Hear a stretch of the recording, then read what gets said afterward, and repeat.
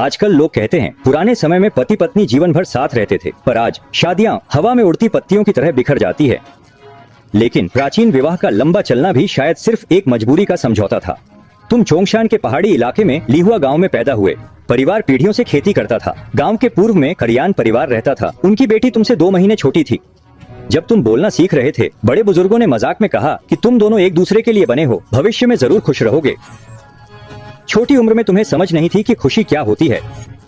लिहुआ गांव के ज्यादातर विवाह कड़वी चाय जैसे कटु थे। जब तुम 8 साल के थे, एक तारों भरी गर्मी की रात में परिवार खेत में ठंडक ले रहा था। तुमने मासूमियत से पिता से पूछा, पापा, गांव वाले अक्सर कहते हैं एक दूसरे का सम्मान करो, प्यार बढ़ेगा, इसका क्या मतलब है? आप और माँ ने ये साल कैसे बिताए हैं? पिता ने पंखा हिलाते हुए रुककर धीरे से कहा, बेटा, जिंदगी धीरे धीरे कटती है, बड़े होकर समझ जाओगे। समय बीत गया, तुम शादी की उम्र में पहुंच गए। पुरखों के तय किए मौखिक वादे और गांव के रिवाजों के अनुसार तुमने अपनी पत्नी से शादी की। शुरुआत में जीवन सुखद था। माता पिता अभी भी देखभाल कर सकते थे। तुम दोनों अच्छी स्थिति में थे। एक दूसरे के प्रति कोई कटु शब्द नहीं था। गांव के कुछ बुजुर्ग ईर्ष्या से कहते, तुम दोनों ने पिछले जन्म में पुण्य कमाया है, तभी इस जन्म में इतना प्यार मिला है।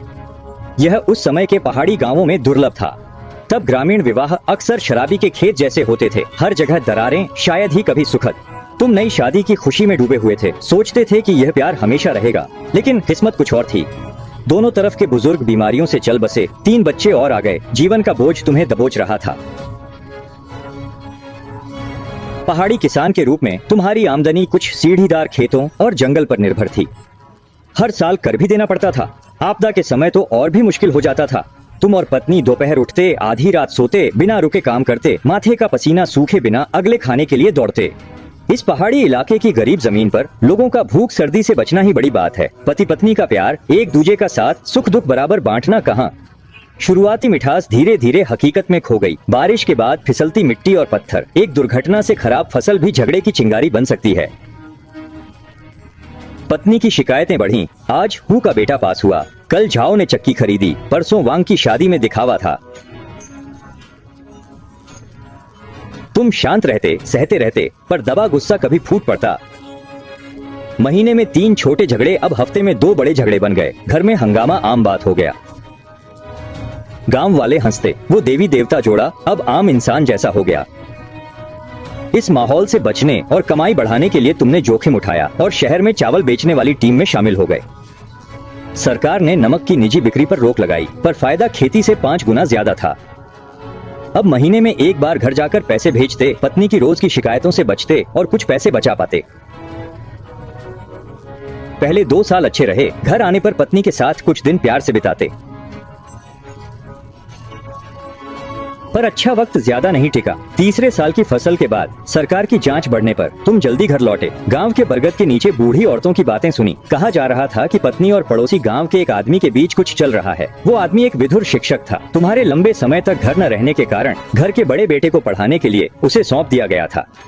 यह सुनकर तुम्हें गुस्सा आया। घर जाकर पूछना चाहा, पर सोचा कि गाँव में अफवाहें तो आम बात है।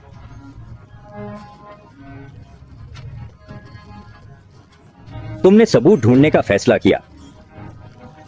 अगले महीने तुम 5 दिन पहले ही घर लौट आए। दोपहर को बड़े बेटे से सुना कि माँ गांव बाहर किन साहब के झोपड़े में गई, छोटे बेटे का अच्छा नाम रखने के लिए उनसे पूछने। आप गुस्सा दबाकर चुपचाप पीछे पीछे गए। किन का झोपड़ा अधखुला था। अंदर से हंसी की आवाज आ रही थी। आप धीरे धीरे करीब गए। खिड़की की दरार से झांका। पत्नी नीची मेज के पास बैठी थी। किन साहब सीधे लिख रहे थे। दोनों 1 फुट की दूरी पर थे। बातें कर रहे और हंस रहे थे। बहुत घनिष्ठ लग रहे थे। मेज पर नए स्नैक्स और शराब थी। किन साहब अक्सर पत्नी को लिखावट दिखाते, कंधे लगभग छूते। बहुत आत्मीय व्यवहार था। आपने लकड़ी का दरवाजा धक्का दिया। कमरा अचानक अस्त व्यस्त हो गया। आप आगे बढ़े और किन साहब का कॉलर पकड़ा, मुक्के और लात मारे। उनका चेहरा सूज गया और नीला पड़ गया। फिर पत्नी को घसीटकर घर ले आए। रास्ते भर उसे मारते पीटते रहे। उस रात आप गुस्से से सो न सके। पत्नी रोकर सफाई दी। कहा वह और किन साहब निर्दोष थे, बस बच्चे का नाम रखने और कुछ लिखने के लिए गई थी ताकि बच्चे का भविष्य बने। आप बार बार ठंडी हंसी हंसे, सब बहाना समझे। अगले दिन सुबह आप पत्नी को खींचकर कचहरी ले गए तलाक मांगने।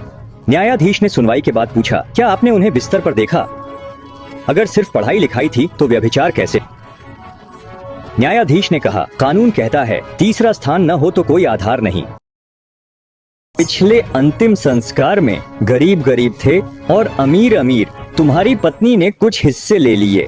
अचानक बारिश हुई और तेरी पत्नी ने तीनों हिस्से ले लिए। तुमने कभी नहीं सोचा था कि शादी खत्म करना इतना मुश्किल होगा। वापस आते हुए तुम रिश्ता तोड़ने पर अड़े थे, पर पत्नी टस से मस नहीं हुई। गांव के बुजुर्ग रिश्तेदार सलाह देने आए। चाचा रात को आकर दिल खोलकर बात की।